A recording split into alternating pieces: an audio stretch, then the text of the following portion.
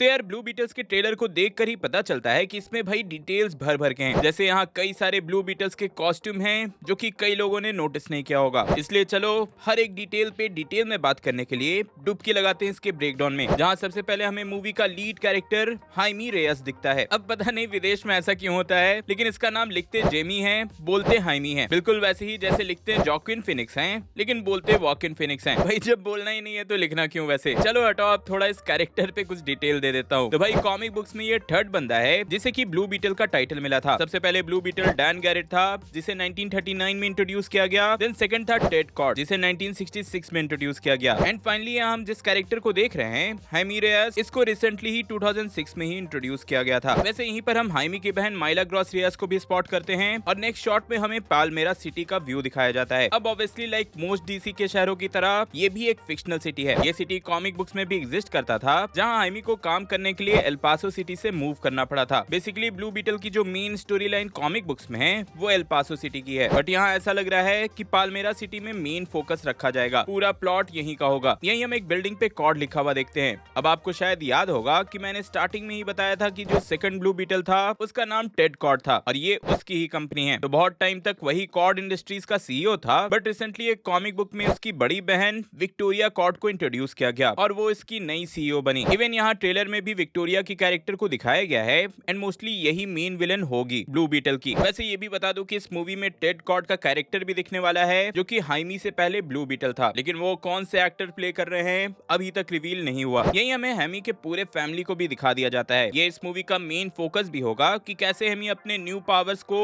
अकेले नहीं बल्कि पूरे फैमिली के साथ एक्सप्लोर करेगा। और भाई ये पहला लैटिनो सुपर हीरो है एंड कोई भी लैटिनो कैरेक्टर इंडियंस की तरह अपने फैमिली के बिना तो अधूरा ही रहेगा। तो हाँ, फैमिली दिखाना जरूरी है। चलो फैमिली से इंट्रोड्यूस कर देता हूँ। ये है हाइमी के पापा अल्बर्टो, मम्मी रोशियो, ये इसकी नानी या दादी है, ये बहन है और ये अंकल। यही हमें एक और नई कैरेक्टर जेनी कॉर्ड से इंट्रोड्यूस किया जाता है और कॉर्ड टाइटल से ही पता चल गया होगा कि ये विक्टोरिया कॉर्ड की रिलेटिव ही में कोई होगी, मे बी टेड कॉर्ड की बेटी हो सकती है। और हाँ, साथ ही ये हेमी की लव इंटरेस्ट भी है। वो हेमी को एक बर्गर बॉक्स देती है और बोलती है कि जान से भी ज्यादा इसको सेफ रखना लेकिन खोलना मत, विच मीन्स कि कॉर्ड से चुरा कर वो इसको लेकर आई है और इवन सिक्योरिटी वाले भी क्लियरली उसके पीछे हैं। एंड लेटर इसी बॉक्स में वो स्कैरब निकलता है जिससे कि हेमी ब्लू बीटल बनेगा। लेकिन पहले इस बॉक्स पे आ जाते हैं जिसपे लिखा है बिग बेली बर्गर। अब ये डीसी यूनिवर्स का अपना बर्गर फ्रेंचाइज है जो कि उन्होंने कॉमिक बुक्स में क्रिएट किया था। इसको डीसी कॉमिक्स के लिए बनाया था जॉन बर्न ने। बिग बेली बर्गर को हमने कॉमिक बुक्स में तो देखा ही है, इसके साथ ये एरोवर्स में कई बार दिखाया जा चुका है और इवन दूसरे डीसीयू के मूवीज में भी। चलो अब बॉक्स खोलते हैं। तो बॉक्स खोलते ही यहाँ इन्हें एक स्कैरब मिलता है। अब स्कैरब की भी एक बहुत ही बड़ी हिस्ट्री है, लेकिन चलो शॉर्ट में समझा देता हूँ। तो हजारों साल पहले द रीच नाम का एक एलियन ग्रुप था जो कि प्लेनेट को कॉन्कर करते थे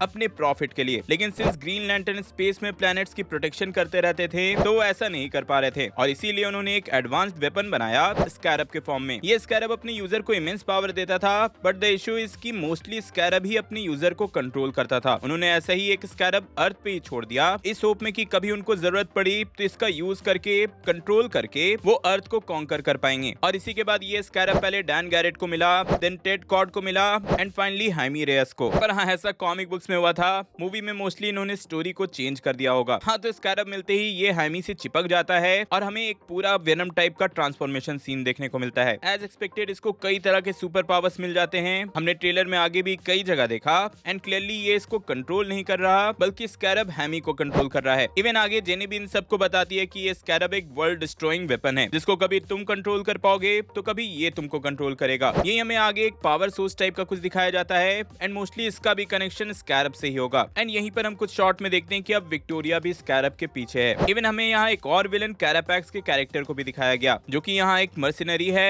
एंड मोस्टली जिसको विक्टोरिया ने ही हायर किया होगा। कॉमिक बुक्स में ये कैरेक्टर एक आर्कियोलॉजिस्ट होता है जहाँ इसने एक लैब में पुराना रोबोटिक सूट डिस्कवर किया था और जब उसने इस डैमेज सूट को एक्टिवेट करने की कोशिश की तभी वो इस सूट के साथ मर्ज हो गया। तो हाँ, may be in future movie में भी ऐसा ही कुछ वो सेटअप कर सकते हैं। यही हमें ब्लू बीटल की शिप द बग का भी फर्स्ट लुक देखने को मिला। इवन कॉमिक बुक में भी ये शिप एग्जिस्ट करता है और इसको second Blue Beetle Ted Kord ने बनाया था। तो हाँ, मोस्टली ये सीन कॉर्ड इंडस्ट्रीज का ही होगा। इस वाले शॉट में आप पीछे एक पोर्टल जैसा भी देख सकते हो, तो मोस्टली ये एबिलिटी भी कैरब से ही मिली होगी। आगे हमें कुछ एक्शन सीन्स दिखाया जाता है और फिर हम देखते हैं ब्लू बीटल को अपने पावर रेंजर मोड में एंड इन द एंड हम पूरी फैमिली को एक लैब में देखते हैं। फॉर श्योर ये जेनी ने प्रोवाइड किया होगा और ये लैब में पीछे आप first and second Blue Beetle capital का सूट भी देख सकते हो। तो हाँ, ये कंफर्म समझो कि ये लैब कॉर्ड इंडस्ट्रीज के अंदर ही होगा और यहीं पर हाइमी का अंकल बैटमैन को ताना भी मार देता है। ओवरऑल ट्रेलर तो मुझे बहुत इंटरेस्टिंग लगा, मतलब फैमिली वाला एंगल है तो थोड़ा रिलेटेबल लगने लगता है और एक लाइट टोन वाली फन मूवी का वाइब मिल रहा है। आपको ट्रेलर कैसा लगा मुझे कमेंट में जरूर बताना, और साथ ही मुझसे कोई डिटेल मिस हो गए होंगे तो वो भी कमेंट कर देना। और ऐसी ऑसम कंटेंट के लिए चैनल को सब्सक्राइब करके जाना। सीक्रेट इन्वेजन का ट्रेलर ब्रेकडाउन देखने के लिए ऊपर वाली वीडियो देखें